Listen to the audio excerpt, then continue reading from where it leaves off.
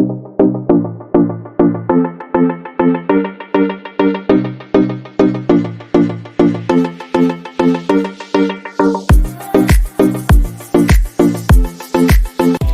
printers, and welcome back to 3D Genie. This video is a full video on Ultimaker Cura and how to get started and get the best prints. So right here from our last Tinkercad tutorial video, I showed you how to make this brown water bottle stand for my water bottle. Before that, we also had our blueprint tutorial. So watch both of those tutorials if you haven't yet. Before we get started, we need to export this file as a 3D model file. A 3D model file is what we can put in the slicer and then slice. So we're going to go to export. Because there's nothing else in the design, we're going to click everything in the design. If we had two objects in the design and we want to click export, we would have that. But then I would select this and then click export, and then I would click the selected shape. We don't have anything else in the design, so I'm going to click export. And then we're slicing with external on desktop software. So we're not going to go click here. If you want to send it to a company to 3D print it for you, or you want to slice it on an online software, then you're going to click here and go to whichever software you have an account for. For now, we're going to click download, and we don't need Fusion 360 because we're trying to slice it and not design it even more. And because we're 3D printing, we're going to have an OBJ file, an STL file, or a DLTF file.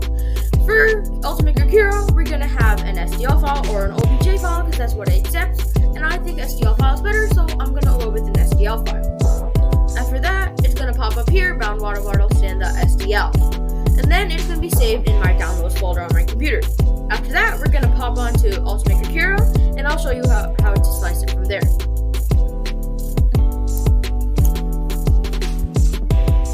So after we've got our file downloaded onto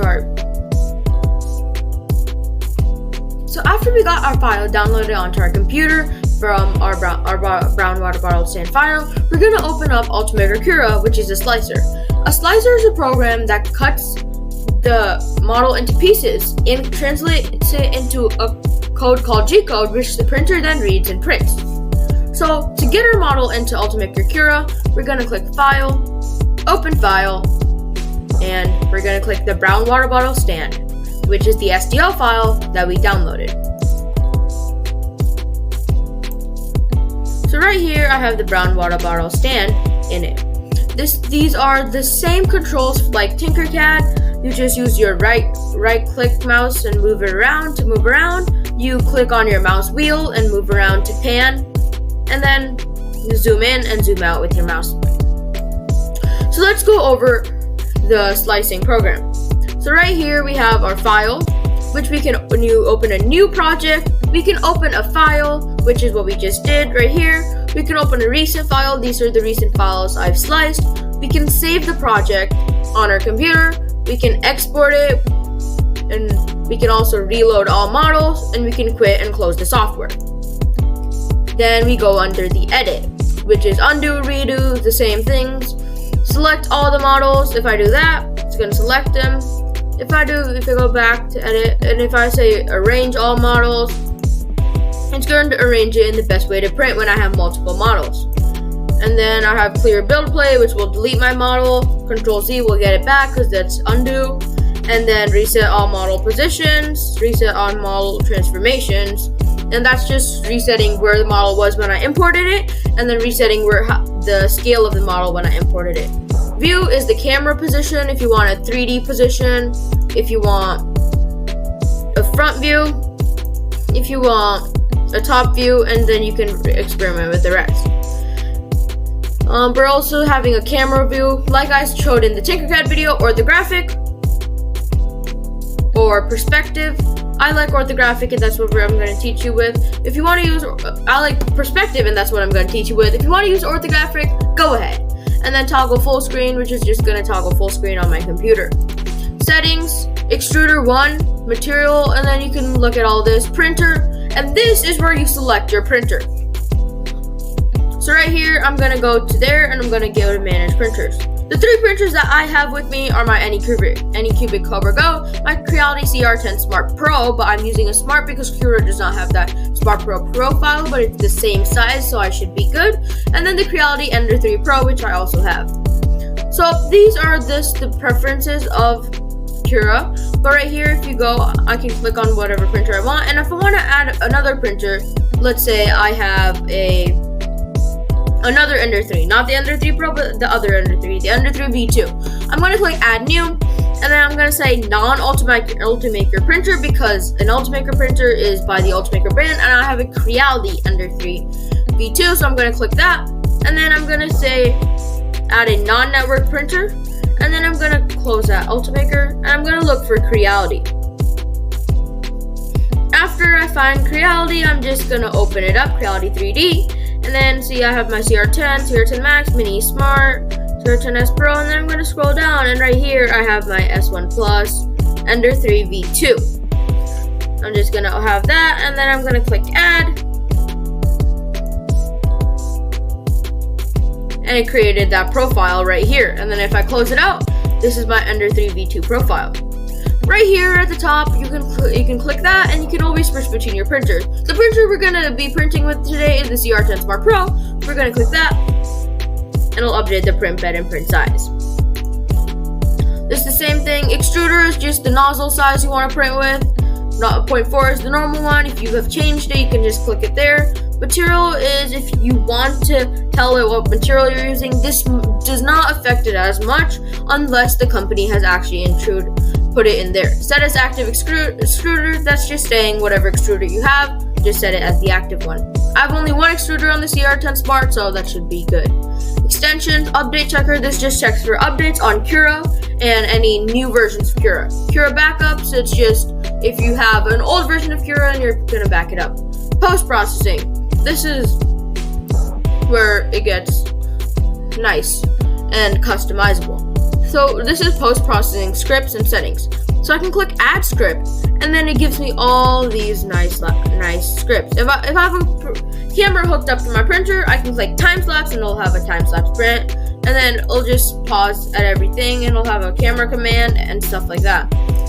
The one I use most is pause at height, and that helps me have multicolor prints on my single color printer. If you want to learn more how to do that, we have another video on that. You should check that out. So yeah, these are just scripts. If you want to do anything in your G code that you can't set in your settings, you can go here. Close that. Extension, so we've covered that. Configure Cura. This is where we get the preferences and the settings of Cura. General will give you normal settings. This is just normal stuff we don't need to go through. Display model errors. If you do that, then you won't see like the colors that I saw. If you do that, then you will see the colors. Settings, these are just other stuff that we will check out soon. Those are the print settings. Printers, I already showed you this on adding your own printer and selecting your printer. Materials, you can select what material you're using, like PLA. If you want to learn more about most of these materials, then watch our material video, which goes over most of these materials, not all of them, but we go over all the important ones. So information, we have the properties of the material, and then if I just enter my filament cost and my filament weight, I have $27 Creality filament for 1,000 grams. Then it'll give me the cost per meter, and it'll also give me the print cost on when I slice it. These are the print settings for that one. Standby temperature, retraction speed, and those are the print settings. You can change it depending on your filament.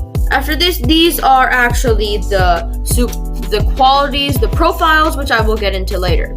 So those are just the basic ones. This is help, and there are a bunch of things. Report a bug, sponsor Cura. There's a few help things that if you're troubleshooting with Cura. Those are the basics. Those are just the tools at the top to get you started. Right here we have the whole interface. We have Ultimaker Cura. Prepare. Preview is once you slice it, you're going to see the layers.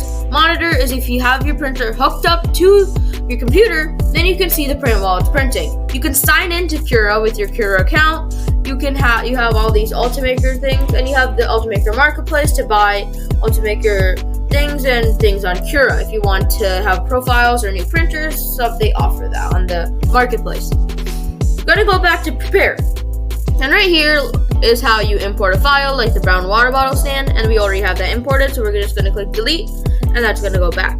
We're going to make this go to 0, 0, so it's at the center of our work plane. Then we select our printer right here, Reality CR Transport Pro, and right here, this is also where you can select your material. You've already got your material, settings in your preferences, and you can just go to generic and say I'm printing with TPU. So I'm just going to click TPU 95A and say discard my changes, so I will have the nice TPU thing. So right here I actually have it changed the color because it was TPU. And I'm going to go back to PLA because that's what I'm printing with today. And then right here, I can also change the nozzle. I'm printing with 0.4 nozzle. That came with my printer, but if you're printing with another nozzle, be sure to change that so the printer can adapt to your slicing. Now let's go over the basic tools. Right here, if I click on the object, I can move it around with the arrows. And then if I go back to view, edit, and I can say reset all model positions, and it's going to go back to 0. Then I can scale it up to whatever I want. You should have already done this, and we suggest to do this on your CADing software so you can get good measurements. This is limited, and sometimes it's not exact, so do this on your CADing software and it'll be good to go. I can go back to edit and say reset all model transformations, and it's going to go back to its normal size. Then this is the rotate tool. This tool is helpful when you want to print in different ways. So you can see it rotates, and the light blue, the bright one, is the part that doesn't need supports and it's touching the build plate. The red is the part that's overhang and will not print properly and might need supports. If I move it down, you can see if I do move it down, there's a dark blue, and that's the part that's under the build plate and won't be printing. So if I move it all the way up, it'll snap back on to the lowest point, touching the build plate. So I'm gonna rotate it if I want to print it, but I want to print it like a flat face. So I'm gonna go and print it like that.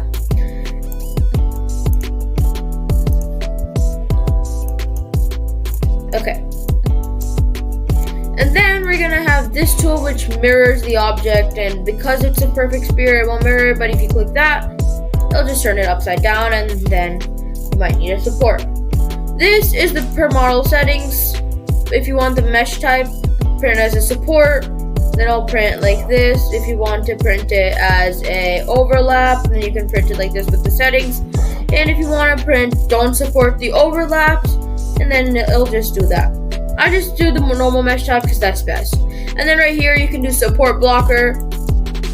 You can add your own supports, but it already can generate its own supports, so you should be good over there. So those are the basic tools. This is your object specifications, and right here you have your slice button. So before we get slicing, let's get into the print settings, the main part of Cura, and the reason we need the slicer.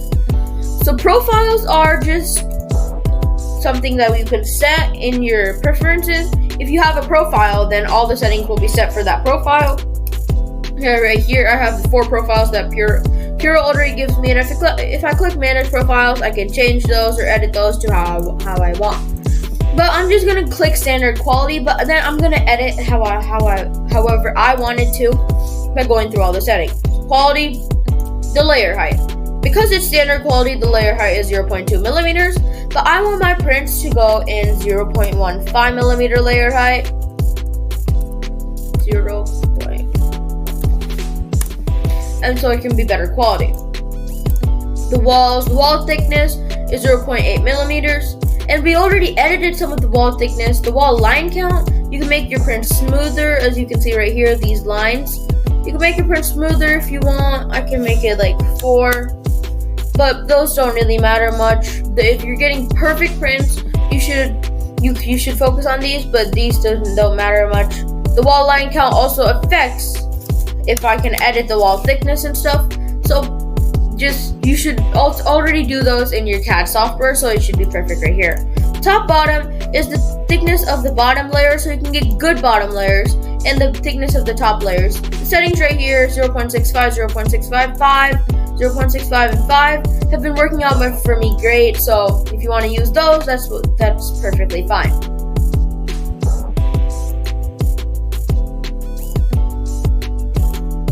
Then we're going to go to infill. Infill is the thing that fills up your filament and decides how much air is in your filament and how much air is in your print and how much there's only lone space in your print. As you can see, there's 2mm thickness, and if you want that filled, we gotta tell it what pattern and how much density we want it filled. If you have it at 100%, it's just gonna go to, if I say 100%, it's gonna go to lines, and then if I slice it,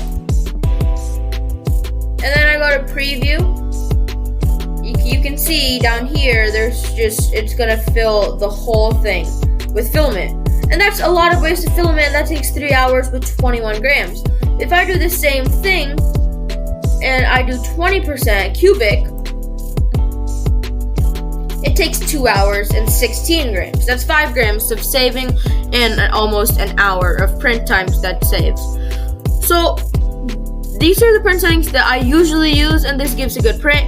If you want a strong print, you're gonna wanna go with cubic. There's all these options right here. Grid and cubic are the best for strong print. Line is for 100% print. You can experiment with all of these right here. If I click lightning, this is what sometimes I use this for non-prototype and functional parts, so because they don't need to be as strong. And then that saves a lot of filament. That already saved 1 gram on a small print. If on a big print with a bunch of infill, that could save a lot more. The filament I usually use is gyroid, the infill I usually use is gyroid, which is strong, but also it has a good printing time and saves filament. So we're gonna go back to prepare, and then after that, the material, I'm using the temperature 260. That's for the bed and the nozzle. The speed, I'm going to go 120. My max of my printer is 180 millimeters per second, but I'm gonna go 120, which is a good printing speed. The travel speed enabled retraction, so like should the printer take out the filament from the nozzle so it doesn't create stringing, you want that. See how when retracted is when it's done, the build plate is lower to create clearance, and so you don't hit the top of the print and knock it over. If your print has good adhesion, you don't really need that, and my print bed has really good adhesion, so I don't usually use that. Cooling is the fan. I want the cooling fan to get my best prints and 100% speed max. Supports. So I'm gonna generate my support, and right now I don't need any supports unless it's right here. So I'm gonna click slice, and then if I go to preview, you can see it created some of these supports right there. The support color is that blue color. And these supports are a little bit hard to remove. So the supports I suggest to use when you have like a curved object like this, you might need supports. You should go to, instead of support structure normal, you should put it at tree. At tree supports, if you slice it, these supports are easier to remove and save way more filament. Another reason you would need supports is if you want to print it like, if I change it, if I want to print it like this, I might need supports. If I slice it, I would suggest 3 supports for this because it's a complete sphere. Talking like this, slicing failed because there's not much support thing. Sometimes the slicing fails. That's a common error in Cura. And so if it keeps failing, just report the bug, or maybe you can't print it like that. So I'm gonna go back to this all the way upside down, and that's also where I would need supports. By slicing it,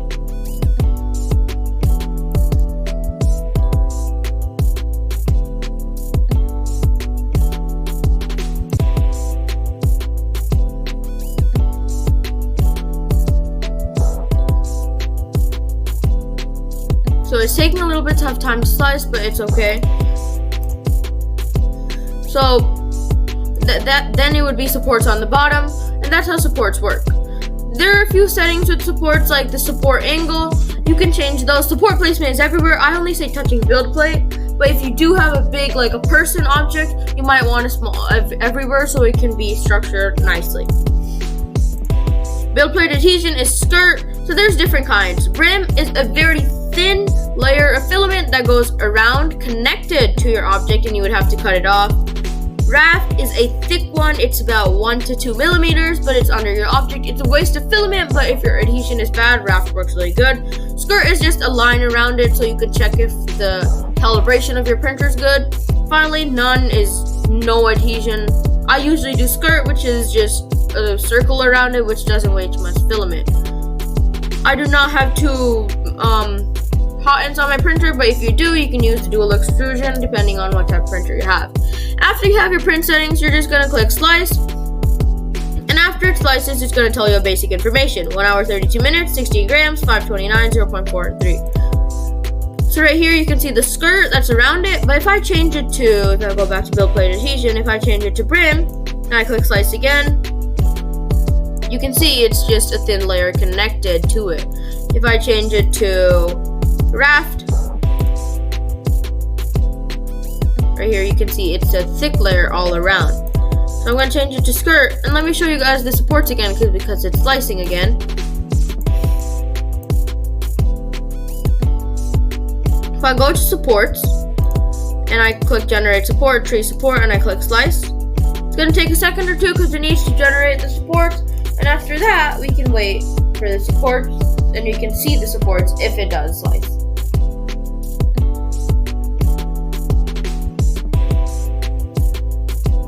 So after, as you can see, it's 4 hours 2 minutes, and it has sliced with the tree supports. And because it's upside down, you'll see the tree supports all in here. And as you can see, the tree supports take less filament. If it was the normal supports, it would have just filled it in and had a little bit. The tree supports are easier to remove, and they take less filament.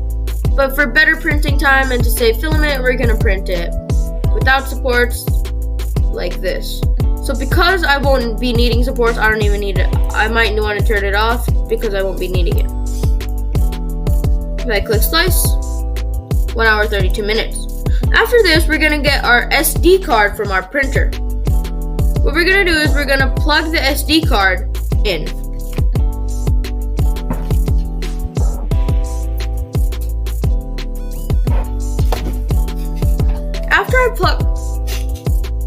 After I've got my SD card, I'm just gonna pop it into my printer and give my computer a second to read it. Because my printer are sliced, I'm gonna hit save to removable drive. I'm gonna hit save to disk. If I hit save to removable drive E, it's gonna automatically just save it as a name I don't want to. But what I'm gonna do is I'm gonna click save to disk, and then I can go to my SD card and say brown water bottle stand. And then I'm gonna click save. And then after that, I can just go eject my SD card and put in my printer and click print. To learn how to print with our CR10 Smart Pro printer, watch our other videos.